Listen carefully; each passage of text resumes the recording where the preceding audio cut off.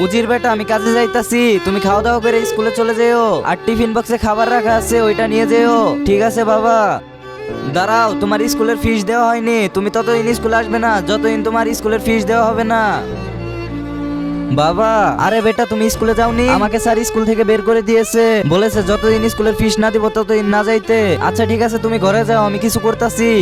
সাহেব 3 দিনের টাকা আমাকে অ্যাডভান্স দেন, চুপচাপ যাও গিয়ে কাজ করো, আমার কাছে কোনো টাকা পয়সা নাই। তারপর যা হয় তা দেখার আগে তোমাকে যদি বলা হয় 1 কোটি টাকা নেবে নাকি তোমার মাকে নেবে, আমার মতো তোমার উত্তর যদি মা হয় তাহলে ভিডিওতে একটা লাইক দিয়ে চ্যানেলটা সাবস্ক্রাইব করে দিও, আর তোমার সুন্দর নামটি কমেন্টে লিখে যেও।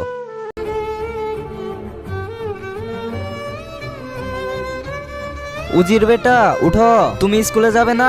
বাবা আমার স্কুলে ফিস জমা দেওয়া হয়নি, আর স্যার বলছে যতদিন ফিস জমা না দেবো ততদিন স্কুলে না যাইতে। এই না উজির, তুমি তোমার স্কুলের ফিস জমা দিয়ে দাও, আর আমি কাজে যাইতাছি।